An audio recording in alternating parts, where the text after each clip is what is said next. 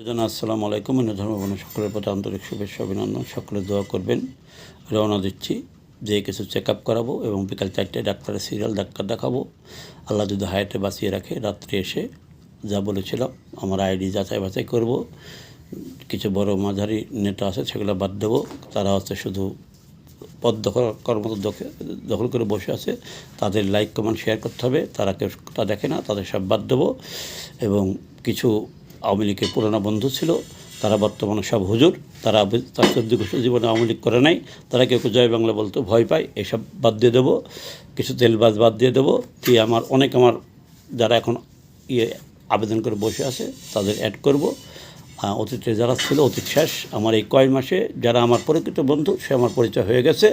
এদের আমার সাথে থাকবে, ঠিক আছে? এবং এদের নিয়ে এগিয়ে যাব। একটা কর্মী যদি একটা অ্যাড করি, তার জন্য আমার লাভ হবে।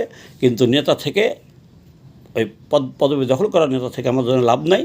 অতীতে যারা ছিল, ঠিক আছে, তারা অনেকে এখন হুজুর, বিরাট হুজুর, তার 14 বছর জীবনে আওয়ামী লীগ করে নাই।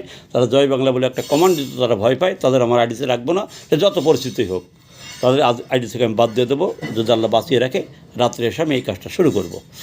সকলে দোয়া করবেন, আল্লাহ যেন হেফাজতের মালিক ভালোভাবে আল্লাহ নিয়ে যায় এবং ভালোভাবে ডাক্তার চেক আপ করে যেন আসতে পারি। সকলের কাছে এই দোয়া চাই।